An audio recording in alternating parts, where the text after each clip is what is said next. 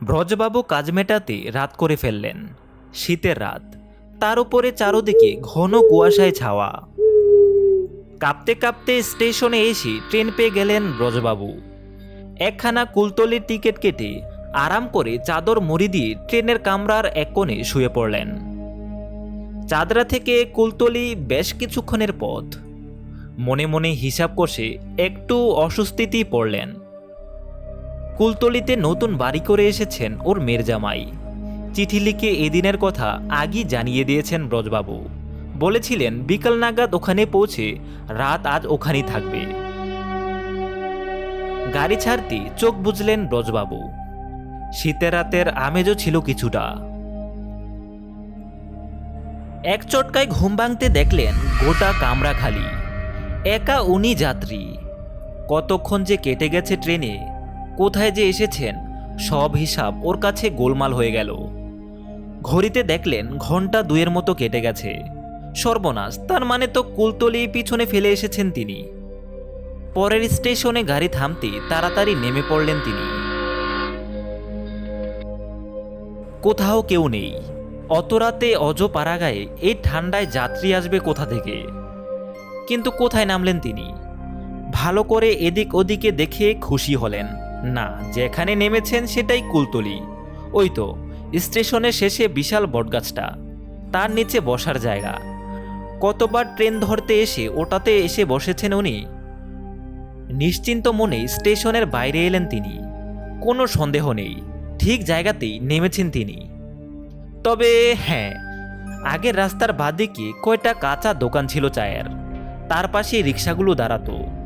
এখন রিক্সাগুলো ওখানে নেই। বছর কতক আগে শেষবার কুলতলি এসেছেন উনি। বছর খানেকে এই সামান্য পরিবর্তনটা কি আর হবে না? স্টেশনে রিক্সা না পেয়ে জোর কদমে হাঁটতে থাকলেন ব্রজবাবু। রাত অনেক হয়েছে। মেয়ের জামাইয়ের যথেষ্ট চিন্তার কারণ এরই মধ্যে হয়েছেন উনি। তবে থাক, সব ভালো যার শেষ ভালো তার। নানান কথা ভাবতে ভাবতে ঘন কুয়াশা ভেদ করে সামনে এগোতে থাকে। রাস্তা জনশূন্য। আশেপাশে বাড়ি নেই। কাউকে যে কিছু জিজ্ঞেস করবে সে উপায়ও নেই। সে একটা কথাই ভাবছে, ট্রেনে ঝিমুনি আসাতে কোথায় নামতে কোথায় এসে পড়েছেন কে জানে। বোকার মতো হাঁটছে। বেকায়দায় পড়েছেন উনি। কিছুক্ষণ হাঁটার পর চিন্তা করলো আবার ফিরে গিয়ে ট্রেন ধরতে হবে। কপালে অশেষ দুর্ভোগ না থাকলে এমন হয়।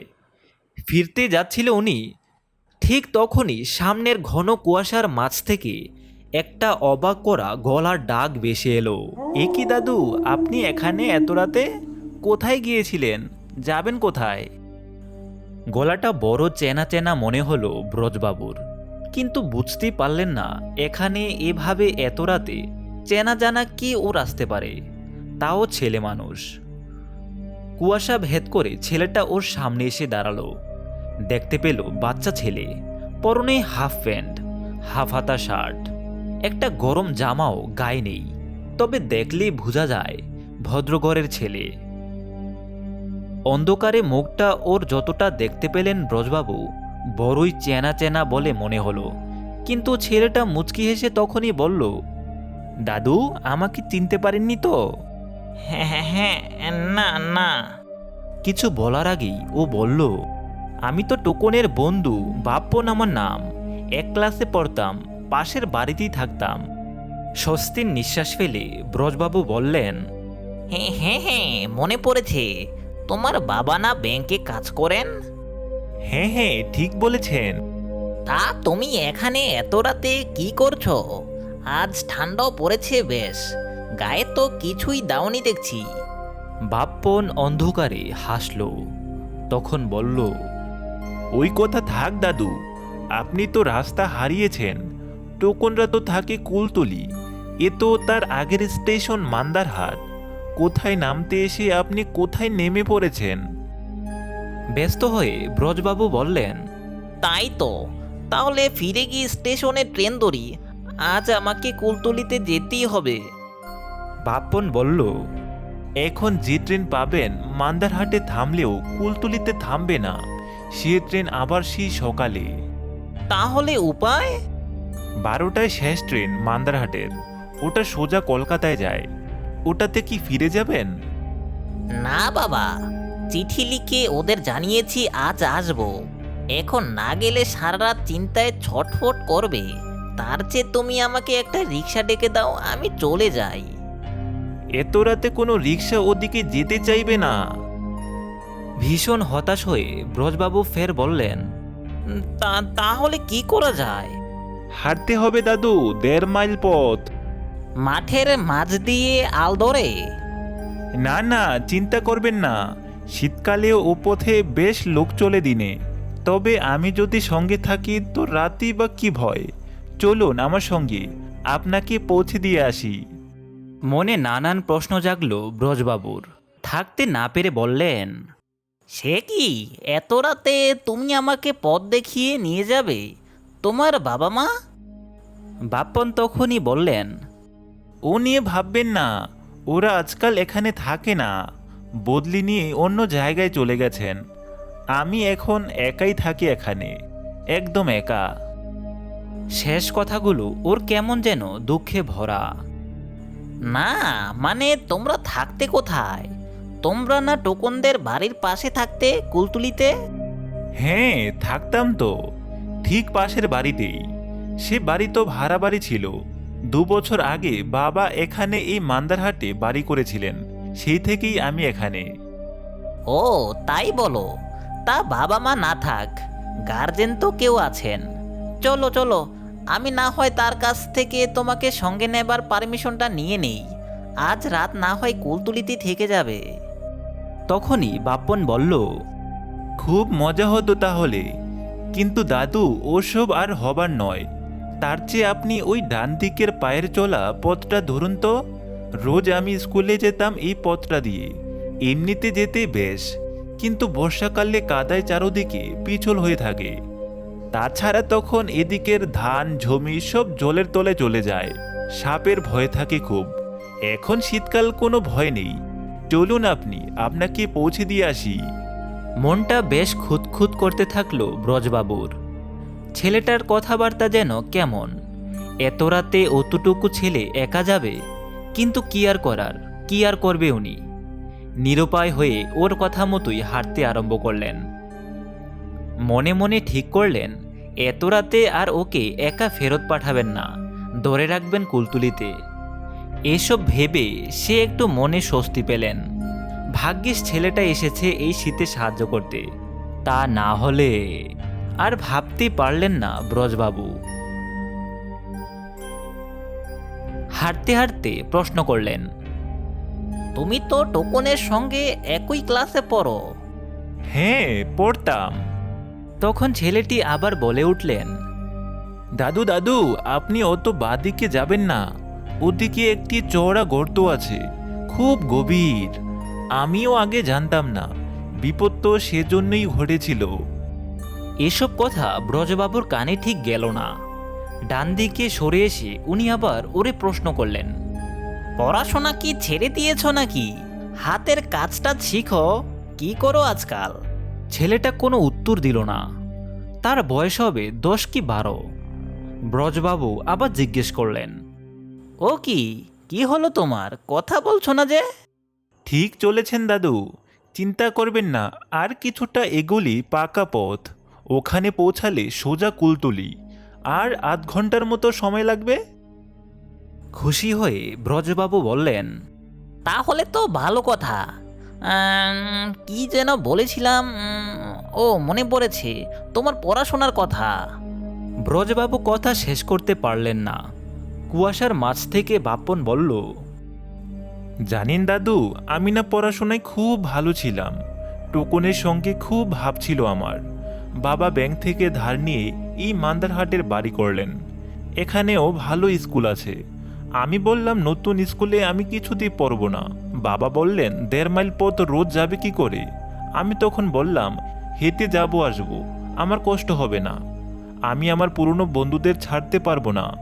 বাবা ভীষণ রাগ করলেন, বললেন যা ইচ্ছা তাই কর।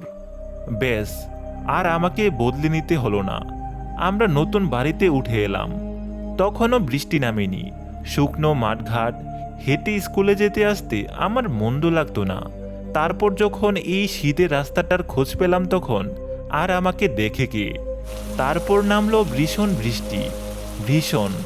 দেখতে দেখতে চারদিক জল জমে গেল। মাঠে যেসব লোক কাজ করত তারা আমাকে বলল, খোকা, আর এ পথে আসা যাওয়া করো না, ঘুরপথে যেও। আমি সে কথা শুনবো কেন? এ পথে মাত্র ৮ ঘন্টা সময় লাগে। ব্রজবাবু বাধা দিয়ে বললেন, আমরাও তো সেই পথে যাচ্ছি, তাহলে তো কিছুক্ষণই কুলতলি পৌঁছে যাব। হ্যাঁ, এই তো ৫-৭ মিনিট লাগবে। ওই তো সামনে পাকা পথ। অন্ধকারের মাঝে কালো চওড়া পাকা পথটা সত্যি দেখতে পেলেন ব্রজবাবু। খুশি হয়ে বললেন, হ্যাঁ, তুমি যেন কি বলছিলে? গত বছর ভীষণ বর্ষা হয়েছিল এদিকে। একদিন স্কুলে পৌঁছেছি, নামলো ভীষণ বৃষ্টি। সে কি বৃষ্টি! 4:30টায় যখন ছুটি হলো তখনও টিপটিপ করে বৃষ্টি পড়ছে। দিনটা ছিল 7ই আষাঢ়। আমার সঙ্গে ক্লাসে টোকনের একটু ঝগড়া হয়েছিল। একটা ডট পেন ওর মামা ওকে দিয়েছিল, 4 রকম কালি ছিল তাতে। আমি বললাম, আমাকে 2 দিন দে না ভাই, বাড়ি নিয়ে যাব। ও কিছুতেই দিল না। ভীষণ দুঃখ হলো আমার। ছুটির পর আব্দুল বলল, চল আমরা বের হয়ে পড়ি, পরে বৃষ্টি বাড়তে পারে। আমি রাগ করে বললাম, না, আমি একা যাব। রাগ হলো এই জন্য কারণ আব্দুল্লো টোকনের হয়ে কথা বলছিল মামা ওকে জিনিসটা দিয়েছে, ও কেন তোকে দেবে। তুই কোন দিক দিয়ে যাবি? আজ আমি মাঠপথে ফিরব। না ভাই, যাস না। টোকন বলছিল, আব্দুল ওকে বল, ওর একটা মাসির বাড়ি এখানে আছে, আমার উপরে রাগ করেছে করুক, সেখানে তো গিয়ে থাকতে পারে। আমার সঙ্গে ফিরে চল না। আজ তোর কি হলো বলতো? আমার রাগ তখন যেন কেমন দুঃখ হয়ে গিয়েছিল। এত কথা বলছে ওরা, অথচ একবারও তো বলছে না এই নে ডট পেনটা। আমি কি আর ওটা নিতাম? ফেরতই তো দিয়ে দিতাম। তা নয়, ওরা আমাকে থাকতে বলছে, সঙ্গে যেতে বলছে। আমি বলেছিলাম আমি থাকবো না, আমি যাবই। মাঠপথে একা একা হাঁটতে লাগলাম রাগ করে। তো কিছু দূর চলে এলাম। পায়ের পাতা ডোবা জল ক্রমে হাঁটু ছাড়িয়ে যখন প্রায় কোমর পর্যন্ত উঠল, আমি ভয়ে থেমেছিলাম। কোন দিকে পথ, কোন দিকে যে যাব কিছুই বুঝতে পারছিলাম না। ভীষণ ভয়ে ঠিক করলাম ফিরেই যাব। আজ নয় টোকনদের বাড়িতেই থাকবো রাতে। ফিরতে গেলাম যেই থামল বাপ্পন। ব্রজবাবু প্রায় আতঙ্কে বললেন, কি সাহস তোমার! এমন রাগও কেউ করে? ভাগ্যিস ফেরার বুদ্ধি করেছিলে। কুয়াশায় আবার প্রায় হারিয়ে যাওয়া বাপ্পন বলল, দাদু, ওই দেখুন গলির মুখে টোকনের বাবা দাঁড়িয়ে আছেন আলো হাতে। আমি যাই দাদু তাহলে। যাবে মানে? পাগল হলে নাকি তুমি? বাবা মা নেই তা বলে কি আমরা নেই নাকি? চলো বাড়ি চলো, আজ রাতে এখানেই থাকবে। পথের মাঝে সেই গর্তটাতে পড়ে গিয়েছিলাম সেদিন দাদু, আর উঠতে পারিনি। 5 দিন পরে জল নেমে গেলে আমাকে সবাই তখন খুঁজে বের করে। মানে কি বলছো তুমি? দাদু, টোকন আর আব্দুলকে বলবেন আমি ওদের খুব ভালোবাসি। ও আমার ভাগ্য ছিল। এবারে আমার ছুটি, যাই দাদু।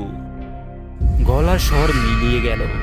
জামাই কাছে এসে অবাক হয়ে বলল, এ কি, এদিক থেকে কি করে আসছেন আপনি? শান্তভাবে ব্রজবাবু বললেন, টোকনের বন্ধু বাপ্পনের বাবা মার নতুন ঠিকানাটা কি তুমি জানো? দিও তো, একটা জরুরি চিঠি লিখবো।